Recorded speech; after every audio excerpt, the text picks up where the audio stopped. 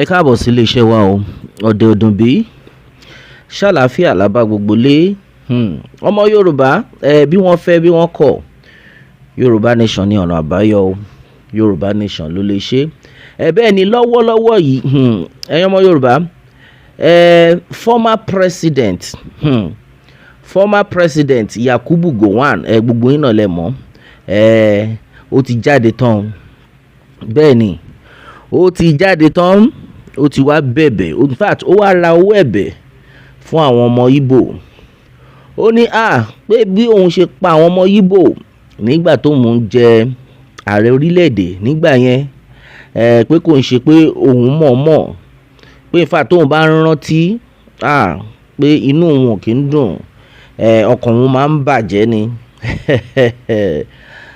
pọ́kàn òun máa ń bàjẹ́ ni. Ó ti wá jáde, ó ti wá ń rawọ́ ẹ̀bẹ̀. Bá ṣe ń bá yín sọ̀rọ̀ yìí, former president yìí Yakubu Gowon is now 90 years old. Ó ti wá pé 90. Ó serve ní 1966, between 1966 and 1975 ló fi serve as president ńgbà yẹn. That year ṣẹ́yìn náà rí bó ṣe ń lọ, òun ló fi serve. Lọ́wọ́lọ́wọ́ báyìí ó ti jáde tán, ó ti jáde tán. Ó ti ń bẹ̀bẹ̀ pé kí Elédùmarè ṣàánú òun, kí gbogbo àwọn ọmọ Ìgbò kí wọ́n ṣàánú òun, pé ìgbà mọ̀ọ́mọ̀ ni, pé kò ń ṣe pé òun mọ̀ọ́mọ̀ tóun fi dá gbogbo ogun Biafra war tá à ń gbọ́n gbogbo gbà yẹn. Òun gangan olórí orílẹ̀-èdè ní táìmù tá à ń sọ yìí. Ó jáde tán, ó rawọ́ ẹ̀bẹ̀. According to Yakubu Dan Yuma Gowon, GCFR, is a Nigerian former military officer and statesman who served as the head of state of Nigeria from 1966 to 1975. Àfikọ́ lọ́n ṣàánú. Òun náà lè ń wo àwòrán ẹ̀. Ó jáde tán láìpẹ́ yìí, ó bẹ̀bẹ̀ sí ní bẹ̀bẹ̀. Ó ní pé ojoojúmọ́ lòun máa ń sunkún, pé gbogbo Biafra war tó ṣẹlẹ̀ ńgbà yẹn kò ń ṣe pé òun mọ̀ọ́mọ̀, pé kò òun mọ̀ọ́mọ̀ pa àwọn ọmọ Ìgbò. Ẹ̀yin ọmọ Yorùbá, kí lè wá tọ́ka sí báyìí. Gbogbo nǹkan tó ń ṣẹlẹ̀ yìí òun láti sọ sẹ́yìn pé ó ti ń ṣẹlẹ̀ báyìí. Ṣèbí láìpẹ́ náà ni Buratai, òun náà ti ń regret ẹ̀ báyìí. Gbogbo ẹ̀ṣẹ̀ tí gbogbo wọn ti ṣẹ̀ ó ti wá padà lé wọn lórí. Gbogbo yín náà lè gbọ́ pé àwọn boko, the same boko, gbogbo àwọn agbésùnmọ̀mí tó lóyè Sunday Igboho ń jà pé kí wọ́n má wọ ilẹ̀ Yorùbá, tí wọ́n fi ní pé olóyè Sunday Igboho tán fẹ́ pa olóyè. The same boko náà òun náà attack Buratai. At the end of the day wọ́n ti ń regret àbí. Bákan náà òun ni Gowon ti jáde o. Ó lóun regret gbogbo time yẹn, pé tán ṣe pa àwọn ọmọ Ìgbò, tán pa wọ́n lóríṣiríṣi, tán fi ebi pa wọ́n, tí oríṣiríṣi ṣẹlẹ̀ ńgbà yẹn. Ó ti wá jáde tán, ó wá ń bẹ̀bẹ̀.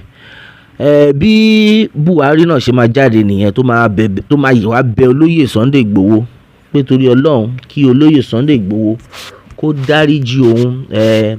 Àsìkò náà ti tó báyìí. Ọlọ́run ti bẹ̀rẹ̀ sí ní fìyà jẹ wọ́n díẹ̀díẹ̀ nítorí ẹ̀ṣẹ̀ ṣẹlẹ̀ sí Buratai, pẹ̀lú gbogbo àwọn ìròyìn tá gbọ́ táwọn agbésùnmọ̀mí wọbẹ̀, táwọn boko tán bẹ̀rẹ̀ sí ní yìnbọn, tán ṣe oríṣiríṣi. Pẹ̀lú gbogbo ẹ̀ náà wọ́n tún fi yé wa wípé lára àwọn family member ẹ̀ náà wọ́n fara gbọ́ta. Ṣe ti rí bẹ́ẹ̀ yẹn. So ìwọ tó bá believe, àti sọ sẹ́yìn, ìwọ tó bá believe pé gbogbo nǹkan tó ń ṣe pé nítorí wọ́n ti fún ẹ lágbára, o ti wá believe pé o máa wà ńbẹ̀ títí láéláé, ẹ̀tàn jẹ́ ni o. Nítorí pé Ọlọ́run ọba Elédùmarè ó ju ọ̀tá lọ. Gẹ́gẹ́ bí ó ti ṣe sọ, ó ní killing of Biafrans was not my choice. Gowon cries out.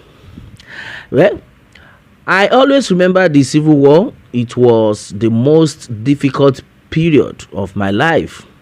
It was not my choice, but I had to do what I did. I had to be there and then had to do what I did in order to keep this country together. You can imagine. ìwọ láti mú orílẹ̀-èdè kí gbogbo àwọn kí ìṣọ̀kan wà lórí nínú orílẹ̀-èdè ni ìwọ wá lọ gbọ́ràn sí àwọn Fúlàní lẹ́nu pé o fẹ́ pa gbogbo àwọn ọmọ Yíbò ńgbà yẹn nítorí wọ́n náà wọ́n fẹ́ lọ tiwọn, wọ́n fẹ́ ní orílẹ̀-èdè tiwọn, ìwọ wá ní pé kí wọ́n máa pa wọ́n ìwọ àtàwọn Fúlàní ńgbà yẹn. Nǹkan tó ń ṣẹlẹ̀ náà rèé o, tí gbogbo ọmọ Yorùbá ń parọ́ pé a fẹ́ gba orílẹ̀-èdè wa, nǹkan tó ń ṣẹlẹ̀ náà ló tún yìí ń ṣẹlẹ̀. Àwọn èèyàn ti jáde tán, wọ́n jẹ́ kí ọ̀gbẹ́ni yìí máa yìí Gowon former president, wọ́n ti jẹ́ kó mọ̀ pé ṣèbí ńgbà yẹn òun jà fún àwọn tó ń ran iṣẹ́ àwọn Fúlàní kan náà yìí wọ́n yìí ń pa àwọn èèyàn ti yín o, àbí wọ́n ti ń pa àwọn èèyàn Gowon báyìí, àwọn tó ṣiṣẹ́ fúngbà yẹn àwọn náà lọ́wọ́ ń pa wọ́n pakúpa. Àwọn kan máa béèrè pé níbo ni Gowon state yẹ, ọmọ Plateau ni o, ọmọ Plateau state ni. Láìpẹ́ náà ni gbogbo adé ń gbọ́ bí wọ́n ṣe pa wọ́n pakúpa.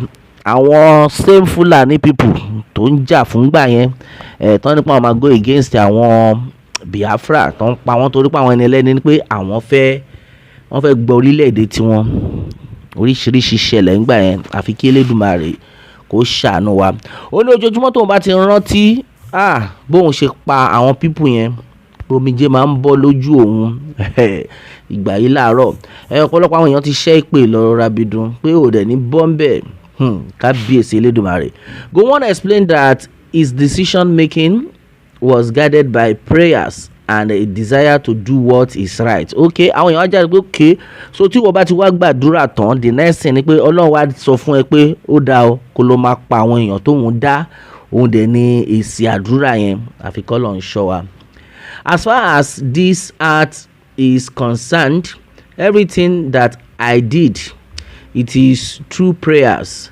I ask God to help me to do the right thing, the way He thinks it should be done, with love and respect for all the people, he said.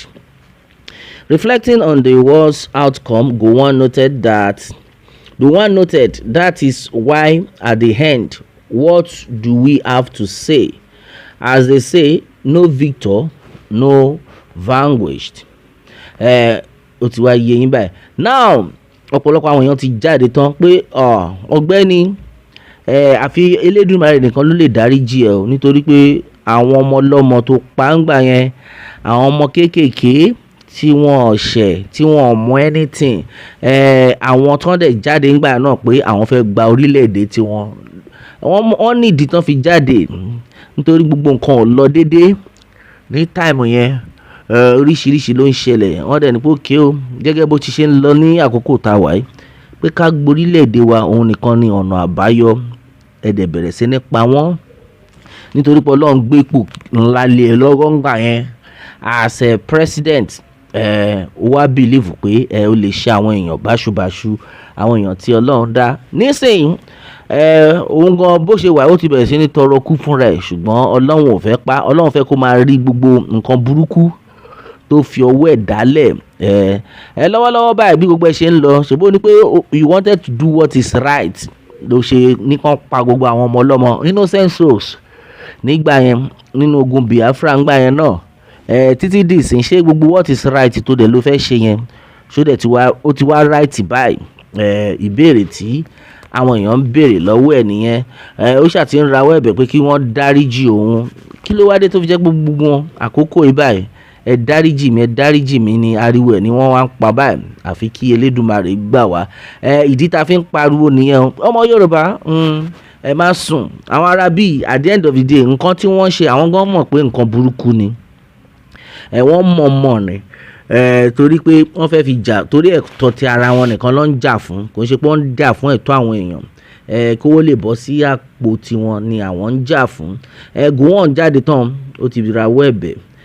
Àwọn kan ti parí pé bí Tinubu náà bí Buhari ṣe máa jáde láìpẹ́ tó náà máa wá bẹ̀bẹ̀ rè lọ́rọ̀ kan ṣáà tẹ̀ mọ̀ pé ibikíbi tán bá wà náà ìyá náà ti ń jẹ wọn, Ọlọ́run ti máa fún wọn ní sign.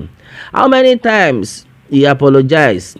It is not important. Let him come out and say the truth about the civil war, like IBB saying that the Igbos are still suffering marginalization because of the war. in spite of all their losses. Tell the truth, you have nothing to lose and don't die with this much blood in your hand. Èèyàn kan ti jáde tán, òun lèèyàn kan sọ pé gbogbo ẹ̀jẹ̀ tó ti wà lọ́wọ́ ẹ̀ yìí ó yá tètè jáde kó wá sọ òótọ́, kó jẹ́wọ́ àwọn tó ń rán ẹ lọ́rọ̀ kan ṣe àwọn èèyàn tètè pàápàá àwa ti mọ̀ pé àwọn àgbààgbà Fúlàní àwọn náà lọ́ rán ẹ iṣẹ́ títí dì sí gan àwọn tó ń rán ẹ iṣẹ́ gan wọ́n ti wọlé sí Plateau tó ń pa àwọn èèyàn yàmà what surely goes up must surely come down. Òun ni ọ̀rọ̀ àwọn ará bíi àfi k'Elédùmarè gbà wá.